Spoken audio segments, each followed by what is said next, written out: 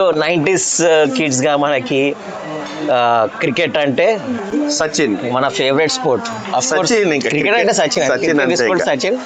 రెండోది ఏది తెలియదు మాకు. ఏం తెలియదు. నేను ఫస్ట్ టీవీలో చూసిన ఫస్ట్ క్రికెట్ మ్యాచెస్ కూడా వరల్డ్ కప్ 96 వరల్డ్ కప్.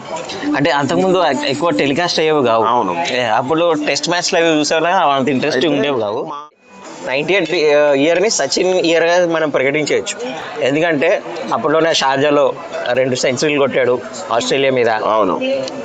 తర్వాత ఇక్కడ చెన్నై టెస్ట్లో ఒక సెంచరీ కొట్టాడు. So 98 was the ultimate year for Sachin Tendulkar. So Sachin Tendulkar ఇప్పుడు అందరు మాట్లాడతారు, మనం మాట్లాడుకుంటాం. అదే మాట్లాడుకుంటే ఇంకొక గంట 2 గంటలు మాట్లాడుకుంటూ వచ్చు. ఈ పాడ్కాస్ట్ అంతా కూడా పాడ్కాస్ట్ అంటే కూడా సరిపోదు. ఎందుకంటే సచిన్ ఎందుకు మనకు అంత ఇన్స్పిరేషన్గా ఉన్నాడో కొంచెం చెప్తావా? అంటే ఎందుకు సచిన్ మనకు అంత ఇష్టం, ఎందుకు అంత ఇష్టపడ్డాం మనం సచిన్? అది ఎందుకు అనేది చెప్పాలంటే to be frankly no words.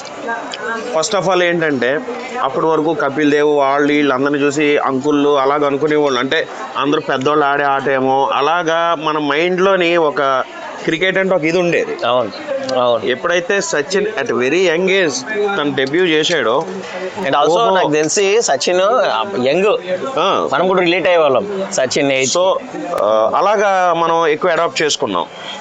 So ఆయన ఎరా మన యాజ్ ఏ 90 కిడ్స్ మనం. సో అదేంటంటే అలా ప్యారలల్ గా మన లైఫ్ కూడా సచిన్ టెండూల్కర్ లైఫ్ తో అంతే అలాగా జర్నీ అలాగా మనకి ఏంటంటే వాట్ ఈస్ క్రికెట్, మనకు మెచ్యూరిటీ వచ్చేసరికి వాట్ ఈస్ వాట్ అని తెలిసేసరికి సచిన్ కూడా అలాగే అన్ని అచీవ్ చేసుకుంటూ వెళ్ళడం. ఇంకా he became a God of the cricket.